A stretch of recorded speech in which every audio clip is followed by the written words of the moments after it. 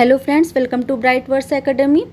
Friends, आज हम लोग रोमांटिक पोइट विलियम वर्ड्सवर्थ की बायोग्राफी डिटेल में डिस्कस करेंगे।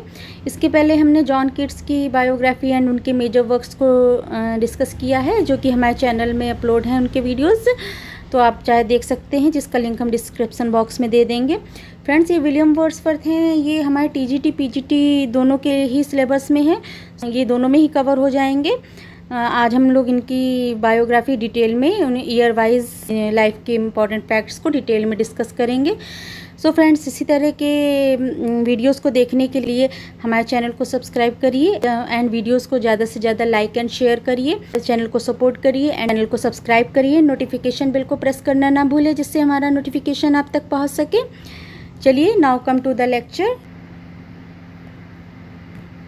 सो फ्रेंड्स, विलियम वर्ड्सवर्थ का बर्थ कब हुआ था? 7 अप्रैल 1770 को इनका बर्थ हुआ था। 1770 में इनका जन्म हुआ है एंड इनका बर्थ प्लेस क्या था? कुकरमाउथ, किम्बरलैंड, इंग्लैंड में इनका बर्थ प्लेस इनका क्या है? कुकरमाउथ, किम्बरलैंड इनका इंग्लैंड में है, जो कि इनका बर्थ प्लेस है।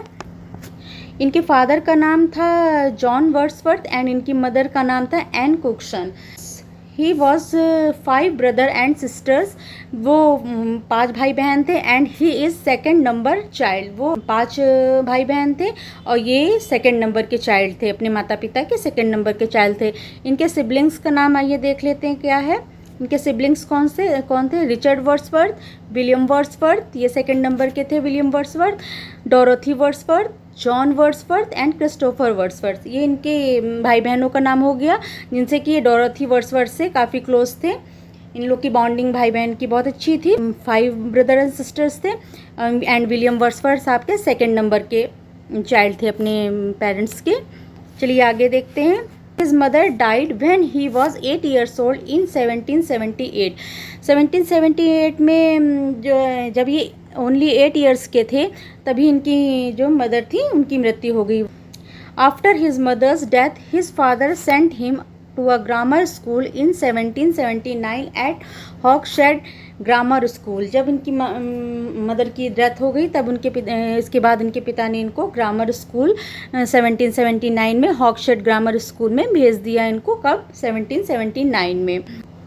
And his sister Dorothy sent to a relative in Yorkshire, एंड उनकी सिस्टर डोरोथी थी, उनको यॉर्कशायर में एक किसी रिलेटिव के यहाँ भेज दिया। His father also died 1783 when he was 13 years old. अब क्या हुआ आगे? 1783 में क्या हुआ? 1783 में इनके फादर की भी मृत्यु हो जाती है, वो भी इनकी भी डेथ हो जाती है। When he was 13 years old, जब वो 13 वर्ष के थे, तब इनके फादर की भी डेथ हो जाती है। Admitted to Saint John College, Cambridge University 1787। फिर इन्होंने क्या हुआ? इन्होंने स्कूलिंग तो हॉकशायर ग्रामर स्कूल से की, फिर ये 1787 में Saint John College Cambridge University में गए। वहाँ पे इन्होंने अपनी कॉलेज की पढ़ाई पूरी की। He published his first piece of writing on a sonnet in the European magazine in 1787। 1787 में इन्होंने अपना फर्स्ट जो पीस ऑफ राइटिंग था, अपना फर्स्ट राइटिंग था, क्या था? सोनेट था। एक यूरोपियन मैगजीन में इन्होंने पब्लिश किया। कब किया? 1787 में। The name of the poem was, उस सोनेट, उस पोएम का नाम क्या था? On seeing Miss Helen Maria Williams weep at a tale of distress. ये काफ़ी लंबा नेम है, तो ये इस नाम से इन्होंने यूरोपियन मैगजीन में पब्लिश किया। First tour of France in 1790। इनका पहला टूर कब किया फ्रांस का? 1790 में पहली बार फ्रांस गए, फर्स्ट टाइम इन्होंने टूर किया फ्रांस का। अवॉर्डेड BA इन 1791। 1791 में अवॉर्डेड BA इन 1791 में इनका BA कंप्लीट हो गया। Second visit to France in 1791, और 1791 में ही इन्होंने फिर सेकेंड विजिट किया। कहाँ किया? फ्रांस में। फर्स्ट टूर ऑफ फ्रांस 1790 में किया, second visit to France in 1791 में ये फिर से फ्रांस गए दोबारा। The French revolution started in 1789। 1789 में फ्रांस में क्या हुआ, वहाँ पे फ्रेंच रेवोल्यूशन स्टार्ट हुआ था। ये इंपॉर्टेंट क्वेश्चन है, फ्रेंच रेवोल्यूशन इसकी डेट एग्जाम्स में पूछ ली जाती है अक्सर। तो ये क्या है 1789, फ्रेंच रेवोल्यूशन कब स्टार्ट हुआ 1789 में। इसको कैसे याद रख सकते हैं, जैसे हमें पता है 1798 में हमारे लिरिकल बैलेड आया था, जिससे हमारी रोमांटिक एज की स्टार्टिंग हुई थी, शुरुआत हुई थी। तो हम इस डेट को अगर 17 उल्टा करके लिख देंगे, 1789 करके लिख देंगे। अगर इस डेट को हमने 17 लिख दिया और 98 को हमने 89 करके लिख दिया, 89 करके लिख दिया, तो ये डेट आपकी फ्रेंच रेवोल्यूशन डेट है। इससे हम इस ट्रिक से हम याद कर सकते हैं कि लिरिकल बैलेट कब आया एंड हमारा 1789 में हमारा फ्रेंच रेवोल्यूशन स्टार्ट हुआ होगा। तो आपको ये रिमेंबर हो गया होगा, clear. So the French revolution is started in 1789। French revolution कब स्टार्ट हो गया था 1789 में, और ये सेकेंड विजिट इन्होंने कब किया था फ्रांस में 1791 में। Fell in love with Annette Vallon 1791 में जब ये सेकेंड टूर में फ्रांस में गए तो ये एनिटी वॉलेन है, उनके साथ उनका एक अफेयर हुआ। With whom he had a daughter Caroline, जिनसे एनिटी वॉलेन, जिनसे उनकी एक बेटी भी हुई, जिसका नाम क्या था कैरोलिन, जिसका नाम था Caroline. The affair of Annette inspired the poem, यानी जो इनका अफेयर रहा उनसे उन्होंने एक पोएम भी लिखी, बॉड्रोकॉर एंड जूलिया। ये इस नाम से इन्होंने अपने इस अफेयर पे एक पोएम भी इनकी आई थी। इनका first poetry collection an evening walk and descriptive sketches नाम से आया था, जो कि पब्लिश हुआ था 1793 में। फर्स्ट टूर ऑफ टिंटरनबे, इन्होंने फर्स्ट टूर ऑफ टिंटरनबे का कब किया था 1793 में। पहली बार ये कब गए थे टिंटरनबे, जो एक प्लेस है वो, वहाँ पे वो 1793 में गए थे। एंड सेकेंड टूर कब था इनका टिंटरनबे का, वो 1798 में। फिर ये 5 साल बाद 5 ईयर्स बाद ये फिर से गए थे 1798 में सेकेंड टूर इन्होंने टिंटरनबे का 1798 में किया था। एंड थर्ड टूर इनका कब हुआ था टिंटरनबे का 1841 में। आई होप आपको क्लियर हुआ होगा। 1795 में इनका क्या हुआ, Wordsworth and Dorothy were reunited and decided to stay together. 1795 में वर्ड्सवर्थ एंड डोरथी फिर से रीयूनाइटेड हो गए, फिर से मिल गए एंड डिसाइडेड, फिर उन्होंने हमेशा साथ रहने का डिसाइड किया। वर्ड्सवर्थ ने काफ़ी जगह चेंज की है रहने की, तो इन्होंने कहा 1795 में सेटल्ड एट रेसडाउन डॉर्सेटशायर में जाके रहे अपनी बहन डोरथी के साथ। Met ST Coleridge first time in 1795, और 1795 में ही पहली बार एसटी कॉलेज से फर्स्ट टाइम मिले। एसटी कॉलेज एंड वर्ड्सवर्थ के कोलैबोरेशन लिरिकल बैलेट जो आया था, उसी से हमारा रोमांटिक एरा स्टार्ट होता है। आई होप क्लियर हुआ होगा। Between 1795 and 1797, he wrote his only play, The Borderers, worst tragedy set during the reign of King Henry III of England. So between 1795 से 1797 तक ही रोड हिज ओनली प्ले, एक खाली Wordsworth ने केवल एक ही play लिखा है, द बॉर्डर्स नाम से आया था, जो कि एक वर्स ट्रेजिडी है, set during the rain of king Henry third of England, जो कि किंग हेनरी थर्ड थे उनके समय का है।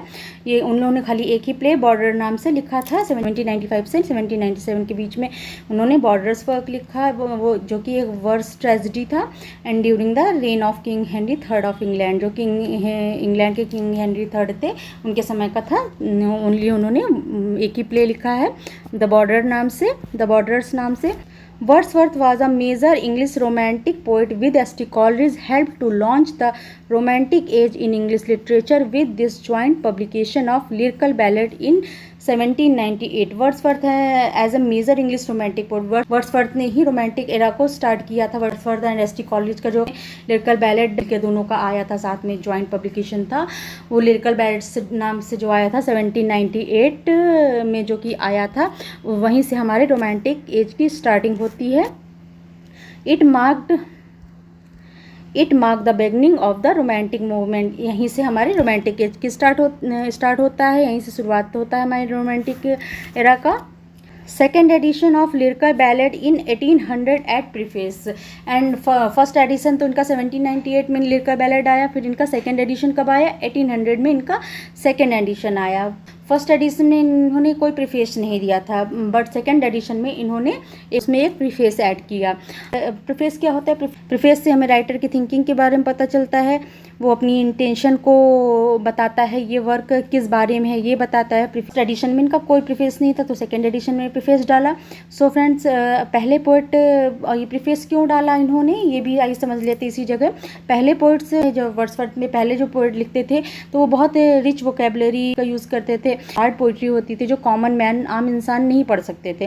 वर्ड्सवर्थ ने कहा कि मैं ऐसी पोइट्री लिखूंगा जो आम इंसान कॉमन मैन के हार्ट को टच करे, उसके दिल को छू सके, कॉमन इंसान भी पढ़ सके। वर्ड्सवर्थ ने कहा अगर पोइट्री पढ़ने में अगर समझ में नहीं आ रही है तो पोइट्री पढ़ने में मज़ा ही नहीं आएगा। अगर हम पोइट्री को समझ ही नहीं पा रहे हैं, पढ़ने में हम समझ ही नहीं पा रहे इतनी hard language and rich vocabulary को देखते हुए, अगर तो कॉमन मैन उसको तो पढ़ ही नहीं सकता है, तो हमें उस पोइट्री को पढ़ने में मज़ा नहीं आएगा। तो वर्ड्सवर्थ ने ट्रेंड के अगेंस्ट जाकर लिरिकल बैलेड को पब्लिश किया और बहुत आसान लैंग्वेज में पोइट्री को लिखा। देन सारे ने ऐसा लिखा तो देन सारे राइटर्स उन्होंने काफ़ी क्रिटिसाइज़ किया, काफ़ी उनको क्रिटिसिज्म झेलना पड़ा। तब इन्होंने क्रिटिसिज्म को देखने के बाद उन्होंने सेकंड एडिशन प्रीफेस को ऐड किया और उन्होंने बताया प्रीफेस में कि वो इतनी आसान लैंग्वेज में पोइट्री को क्यों लिखा, वो लोगों को अपनी थिंकिंग के बारे में बताया एंड लिरिकल बैलेड क्रिटिसिज्म को रोकने के लिए, और प्रीफेस को ऐड किया उन्होंने। प्रीफेस में बताया गया कि उनकी पोइट्री कैसे बाकी सभी पोइट्री से अलग और जुदा है। उन्होंने प्रीफेस में बताया कि उनकी पोइट्री बाकी सारी पोइट्रियों से पोइट्रियों से कैसे अलग एंड जुदा है। वो एक कॉमन मैन के लिए लिखना चाहते थे कि हर एक इंसान उसको पढ़ सके, उसको उस पोइट्री का एंजॉय कर सके उसको, इसलिए उन्होंने प्रीफेस को सेकंड एडिशन में ऐड किया। आगे हम आपके लिए लिरिकल बैलेड पर पूरा वीडियो बना के लाएंगे जिसमें हम इसको और अभी अच्छे से डिफाइन करेंगे। चलिए हम लोग अब आगे देखते हैं। आई होप आप 1800 में वर्ड्सवर्थ फिर उन्होंने अपना चेंज किया रहने का स्थान, सेटल टू डव कॉटेज ग्रासमेयर। फिर ये कहाँ चले गए? डव कॉटेज ग्रासमेयर में 1800 में ही गए ये। Third edition of lyrical ballad published इन, अब थर्ड एडिशन कब आया? 1802 में। 1802 में ये लिरिकल बैलेड का थर्ड एडिशन आया एंड 1802 में ही इन्होंने मैरिड टू मैरी हचिंसन से इन्होंने शादी की। इनकी वाइफ का नाम क्या था? Mary Hutchinson. क्लियर? चलिए नेक्स्ट है हमारा first tour of Scotland in 1803। इन्होंने स्कॉटलैंड का फर्स्ट टूर किया। Fourth edition of lyrical ballad published in 1805। अब फोर्थ एडिशन है वो लिरिकल बैलेड का पब्लिश हुआ 1805 में। Clear? Shifted from Dove Cottage to Allan Bank Grasmere in 1808। अब वो अभी डव कॉटेज में थे, अब डव कॉटेज से वो एलन बैंक ग्रासमेयर में 1808 में फिर शिफ्ट हो गए। शिफ्टेड टू राइडल माउंट इन 1830। 1808 में ये एलन बैंक ग्रासमेयर में गए एंड फिर 1813 में राइडल माउंट में शिफ्ट हो गए ये। क्लियर? और इन 13 में ही एक स्टाम्प डिस्ट्रीब्यूटर भी हो गए। 1813 में स्टैम्प डिस्ट्रीब्यूटर हो गए। सेकेंड टूर ऑफ स्कॉटलैंड इन 1814। 1814 में इन्होंने सेकेंड टूर किया। 1814 में सेकेंड टूर स्कॉटलैंड कर किया। The excursion published in 1814। जो इनका एक वर्क था 1814 में ही इनका एक वर्क आया एक्सकर्सन के नाम से था। अभी हम इनके सारे वर्क्स को नेक्स्ट वीडियो में, आगे के वीडियो में इनके सारे मेजर वर्क्स को देखेंगे। तो एक्सकर्सन कब आया? 1840 में एक्सकर्सन आया। 1815 में poems two volumes first edition of collected poem published. इनका 1815 में पोएम टू वॉल्यूम नाम से फर्स्ट कलेक्टेड पोएम का एक एडिशन आया। इनका किस नाम से? पोएम टू वॉल्यूम नाम से पब्लिश हुआ। नेक्स्ट इनका 1819 में पीटर बेल पब्लिश्ड इन 1819। 1819 में इनका पीटर बेल पब्लिश हुआ, जबकि ये कंपोज इन्होंने 1798 में कर लिया था, बट ये पब्लिश हुआ 1819 में। पीटर बेल 1819 में पब्लिश हुआ। The Wagner was published in 1890। 1819 में ये द वैगनर भी इनका पब्लिश्ड हुआ। कंपोज कब हुआ था? 1805 में। द रिवर डडेन, आगे इनका है द रिवर डडेन, एक सोनेट सीरीज़ थी इनकी, जो इनके सारे सोनेट्स थे, लगभग 523 सोनेट्स थे का कलेक्शन पूरा इन्होंने सोनेट्स का एक कलेक्शन रिवर डडेन नाम से पब्लिश किया, जो कि 1820 में आया था। फर्स्ट टूर ऑफ आयरलैंड इनका हुआ था 1829 में। इनका फर्स्ट टूर ऑफ आयरलैंड गए, ये आयरलैंड घूमने गए। पोइट्स जो थे ये लोग ज़्यादा से ज़्यादा नेचर के संपर्क में रहते थे, तो ये इसीलिए घूमते थे ताकि अपनी पोइट्री में ये और अच्छे नेचर को इंक्लूड कर सके, इसीलिए वो और भी ज़्यादा नेचर के टच में रहते थे। So first tour of Ireland in 1829। The sonnet of William Wordsworth collected in 1 volume in 1838। तो इनके सारे सोनेट्स का एक कलेक्शन आया, 1 वॉल्यूम में आया। वो आया कब? 1838 में। इनका सारे सोनेट्स का एक कलेक्शन आया, पूरे एक कलेक्शन बन के आके आया, 1838 में आया।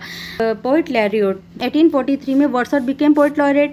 1843 में जो थे वर्ड्सवर्थ क्या हुए? पोइट लॉरेट बने। और आफ्टर रॉबर्ट सदे 1830 हमारे 1830 में रॉबर्ट सदे बने थे पोइट लॉरेट। एंड 1813 में के बाद 1843 में आपके वर्ड्सवर्थ बने थे पोइट लॉरेट। पोइट लॉरेट जब किसी पोइट के डेथ के बाद जो नेक्स्ट उपाधि दूसरे पोइट को दी जाती है वो पोइट लॉरेट होती है। एक आफ्टर विलियम वर्ड्सवर्थ टेनिसन, और विलियम वर्ड्स के बाद कौन बने? टेनिसन अपॉइंटेड पोइट लॉरेट इन 1850। फिर 1850 में टेनिसन को बना दिया गया पोइट लॉरेट। तो पोइट के जो थे वो जो पोइट लॉरेट है उनकी डेथ के बाद नेक्स्ट पोइट को पोइट लॉरेट बनाया जाता है। सो ये आपको एग्जाम पॉइंट से वर्ड्सवर्थ के पहले रॉबर्ट सदे थे poet laureate, and William Wordsworth के बाद आपके पोइट लॉरेट कौन थे? टेनिसन। आई होप आपको क्लियर हुआ होगा।